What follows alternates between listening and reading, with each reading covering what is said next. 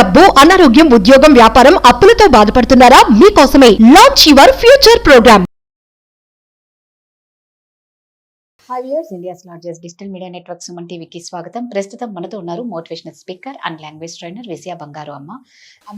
ఇద్దరు పార్ట్నర్స్ మధ్యలో ఎవరైనా సరే ఒక మిస్టేక్ చేస్తే వాళ్ళకి మళ్ళా సెకండ్ ఛాన్స్ అనేది ఇవ్వచ్చా అంటే ఒకసారి ఇవ్వచ్చు, కొన్నిసార్లు ఇవ్వచ్చు. సందర్భాన్ని బట్టి, మనుషులను బట్టి, మనుషుల ప్రవర్తనను బట్టి. నిజంగానే నువ్వు తప్పు చేసి నిజంగా రియలైజ్ అయ్యి దగ్గరికి వస్తే నిజం, లేదంటే అంటే మనుషులం అన్న తర్వాత నిజంగానే మనము ఒకసారి తెలుసో తెలియకో, మన కర్మకో, లేకపోతే చుట్టుపక్కల వాళ్ళు ఇన్ఫ్లుయెన్స్ చేసిన దాన్ని బట్టే మనం కూడా ఒక్కొక్కసారి తప్పు చేస్తాము. అది మనకు తెలియదు. చేయడం అనేది సహజం. అది మనం అందరము అంటే ప్రతి ఒక్కరు తప్పులు చేస్తారు. మీరు అన్నట్టుగా ఆ తప్పు చేసిన వాళ్ళు నిజంగా రియలైజ్ అయ్యి మీ దగ్గరికి వచ్చారా, లేకపోతే ఇదేదో మళ్ళీ ఇంకొక ఛాన్స్ తీసుకుందాం అనుకొని వచ్చారా అనేది ఆ మనిషిని బట్టి ఉంటుందండి.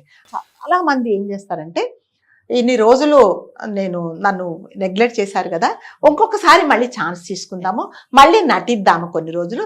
ఆ నటించిన తర్వాత మళ్ళీ నేను నమ్మేస్తా కదా. కొంతమంది ఏం చేస్తారంటే, అయ్యో పాపం ఏదో తన తప్పు తెలుసుకున్నాడు కదా అని చెప్పి సాఫ్ట్ కార్నర్ ఉండేవాళ్ళు మళ్ళీ ఇది వరకు లాగా వాళ్ళను లైఫ్లోకే కాదు, ఏ బిజినెస్లో కూడా కొంతమంది నిజంగానే మళ్ళీ రీఇన్వైట్ చేసినప్పుడు ఏమవుతుందంటే, మళ్ళీ కొన్ని రోజులు మళ్ళీ బాగానే ఉంటారండి.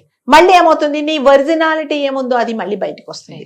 కాబట్టి అది మనుషులను బట్టి, అంటే ఒక మనిషిని మనము నమ్మాలి, మళ్ళీ మన జీవితంలోకి ఇదివరకులాగా మనం అతన్ని ఇన్వైట్ చేసి ఇదివరలాగా ఆమెను కానీ అబ్బాయిని కానీ నేను ఎఫెక్షన్గా చూడాలి అని అంటే నిజంగా అతని రియలైజేషన్ ఎంతవరకు ఉండేది అనేది మనం కరెక్ట్గా మనం అసెస్ చేయాలండి. అది ఎలా చేయాలి అని అంటే, కొన్ని రోజులు అతనికి ఒక టెస్ట్ లాగా, ఆమెకు ఒక టెస్ట్ లాగా, అంటే ఇది వరకు ఉండులాగా నువ్వు నిజంగానే క్లోజ్గా ఉండకూడదు.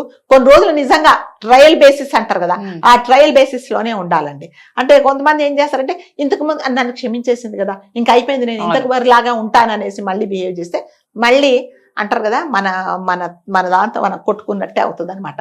ఊరుకున్న ప్రాణానికి ఊరేసుకున్నట్టు హాయిగా మనకందరూ ఒకరు, అమ్మాయి కానీ అబ్బాయి కానీ ఒకరు ఉండకుండా మళ్ళీ జీవితంలోకి ఆహ్వానించేసి మళ్ళీ ఇది చేసేసుకొని మళ్ళీ ఇంకొకటి అండి, నేను చాలా మంది డివోర్స్ అయిపోయిన తర్వాత ఇద్దరు నమ్మకేసుకొని ఒకరినొకరు మళ్ళీ లేదు అదేదో పొరపాటు జరిగిందని ఇద్దరు కలిసి ఉంటే హ్యాపీ, అందరు అబ్బా ఫోన్లే విడాకులు తీసుకొని కలిసి ఉన్నారంటే మళ్ళీ వాళ్ళు కలిసిన తర్వాత మళ్ళీ కన్సీవ్ అయిపోయిన తర్వాత మళ్ళీ రియాలిటీ బయటకు వస్తుంది, మళ్ళీ గొడవలు మొదలైతే మళ్ళీ వెళ్ళిపోతారు.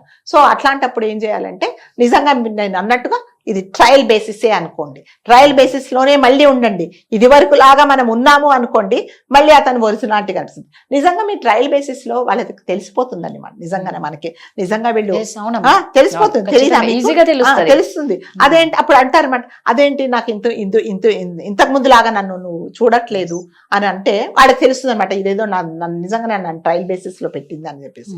కాబట్టి ఏంటంటే కంపల్సరిగా కొన్ని రోజులు అబ్జర్వ్ చేయండి, ఇతను నిజంగా మనస్ఫూర్తిగా రియలైజ్ అయ్యి వచ్చాడా, లేకపోతే కొన్ని రోజులు మళ్ళీ టైం పాస్ చేద్దామని వచ్చాడా, లేకపోతే ఎవరైనా ఇన్ఫ్లుయెన్స్ చేసి కొన్ని రోజులు వెళ్ళి రాపో అని చెప్తే వచ్చాడా అనేది మనము తప్పకుండా మనము గెస్ చేసుకోవాలి, మనం అనాలిసిస్ చేసుకోవాలండి. చాలా మంది ఇలాగే పాపం పోనీలే క్షమించేసే, తప్పు తెలియక తప్పు చేశాడు అని చెప్పేసి మళ్ళీ జీవితంలోకి ఆహ్వానించేసి మళ్ళీ తర్వాత మళ్ళీ ఆమె కానీ అతను కానీ జనరల్గా ఆ మగవాళ్ళే తీసుకుంటారు అట్లాంటి అడ్వాంటేజ్. తీసుకున్న తర్వాత మళ్ళీ వాళ్ళ ఒరిజినాలిటీ మళ్ళీ చేసి మళ్ళీ మొదలవుతుంది అనమాట. అంటే ఇప్పుడు పాపం ఏదో ఒక అమ్మాయో ఒక అబ్బాయో ఉన్నప్పుడు వదిలేసిన తర్వాత తన జీవితం ఒక లైఫ్ ఒక సెటిల్ చేసుకున్నప్పుడు మళ్ళీ రియలైజ్ అయిపోయి, పోనీలే తప్పు చేసుకున్నాడు కదా, నా కూతురు పెద్దగా అయితే రేపు పొద్దున పెళ్లి చేయాలంటే పెళ్లి పీటల మీద భర్త లేడు అంటారు కాబట్టి నేను ఏదో క్షమించి నా జీవితంలోకి ఆహ్వానించాను అనుకున్నప్పుడు రెండోది అతను తెలుసు, నువ్వు ఇంకొంతమంది ఇంకొక బ్లాక్మెయిల్ చేస్తారు. ఏం చేస్తారంటే, నువ్వు నీ కూతురు పెళ్లి ఎలా చేస్తావు, నీ కొడుకు పెళ్లి ఎలా చేస్తావు, ఇలాంటివి కూడా అన్నప్పుడు కొంతమంది పాపం చాలా మంది ఆడవాళ్ళు, అవును కదా ఇది కూడా కరెక్టే కదా, రేపు పొద్దున్న నేను అందరికీ ఏం చెప్పుకోవాలి, అత్తవారికి ఏం చెప్పుకోవాలి, మగవాళ్ళకి ఏం చెప్పుకోవాలి, మగ పెళ్లి వారికి ఏం చెప్పుకోవాలని మళ్ళీ అతను ఇంట్లోకి రమ్మన్న తర్వాత మళ్ళీ స్టార్ట్ మొదలవుతుంది. కాబట్టి నిజంగా ఒక మనిషి మనస్ఫూర్తిగా అతను చేంజ్ అయ్యాడా లేదా అనేది కంపల్సరిగా ఇది వరకు నువ్వు ఎలా ఉన్నావో కొన్ని రోజులు అలా ఉండకుండా కొంచెం డిస్టెన్స్ మెయింటైన్ చేసి, అంటే కొన్ని రోజుల తర్వాత నిజంగా తను కొంతమంది ఎవరో ఉంటారు రాదు గారు, కొంతమంది నిజంగా రియలైజ్ అయ్యేసి అయ్యో నేను తప్పు చేశాను కదా అని చెప్పేసి వాళ్ళు నిజంగా రియలైజ్ అయ్యి ఉన్న వాళ్ళని తప్పకుండా మీకు ఆహ్వానించడం మంచిది. అంటే మనుషులు అన్న తర్వాత తప్పులు చేస్తారు, క్షమించడం అనేది మన మంచి హృదయం. వాళ్ళు నిజంగా మిమ్మల్ని ప్రేమించే వాళ్ళే ఉంటారు, అందుకే నెక్స్ట్ వాళ్ళు రియలైజ్ అయ్యి ఆ తప్పు చేయకుండా ఉంటారు. కాబట్టి అలాంటి వాళ్ళని నిజంగా మనం మళ్ళీ ఆహ్వానిస్తే తప్పు లేదండి. అంటే మళ్ళీ ఇది ఒక అడ్వాంటేజ్ గా తీసుకొని చుట్టుపక్కల వాళ్ళు చెప్పిన మాటలు నమ్మేసి, లేకపోతే నాకు ఏదో ఒక్కడి నుండి నాకు బోర్ కొట్టేసింది, కొన్ని రోజులు మళ్ళీ టైం పాస్ చేద్దాము అనే వాళ్ళతో మాత్రం జాగ్రత్తగానే ఉండాలండి. ఇదంతా నేను చెప్తున్నా కదా, వాళ్ళని బట్టి, వాళ్ళ ప్రవర్తనను బట్టి వాళ్ళు నిజంగా మనం ఆహ్వానించినందుకు వాళ్ళు మనం అడ్వాంటేజ్ తీసుకుంటున్నారా అనేది కూడా కంపల్సరీగా మనం తెలుసుకోవాలి. లేకపోతే మాత్రం దీనివల్ల చాలా ప్రమాదాలేనండి. దీని బదులు బాబోయ్ మళ్ళీ రెండోసారి నేను నా జీవితంలోకి వచ్చాడు, మళ్ళీ రెండోసారి నా తల బద్దలు కొట్టుకోవడం ఎందుకు అనుకోకుండా హాయిగా మీకున్న పిల్లలతో లేదా మీరొక్కరే హాయిగా హ్యాపీగా ఉండండి.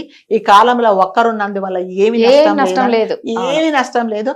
హాయిగా మనకి ఇష్టం వచ్చినట్టుగా ఉండొచ్చు, ఎవరికి మనం సమాధానం చెప్పనక్కర్లేదు. నిజంగా మన జీవితంలో నుంచి వెళ్ళిపోయిన వ్యక్తి మనస్ఫూర్తిగా తను చేసిన తప్పు తెలుసుకొని పశ్చాత్తాపపడి నలుగురి దగ్గరతో వచ్చి అమ్మా నా తప్పైంది, ఇదిగో ఏదో తెలియక తప్పు చేశాను అన్నప్పుడు మాత్రం తప్పకుండా ఆహ్వానించండి. ఆహ్వానించిన తర్వాత మాత్రం కొన్ని రోజులు టైం ఇవ్వండి. అతను నిజంగా మీతో ఫస్ట్ కలిసినప్పుడు, మిమ్మల్ని ఫస్ట్ పెళ్లి చేసుకున్నప్పుడు ఎలా ఉన్నాడో అలాగే మళ్ళీ ఉన్నాడా అన్నప్పుడు మాత్రం హ్యాపీగా ఉండండి. లేకపోతే బాబు ఇది నువ్వు మారలేదు, నువ్వు టైం బీయింగ్ కోసం వచ్చావని చెప్పేసి బాయ్ బాయ్ చెప్పేసేయండి. Super, thank you.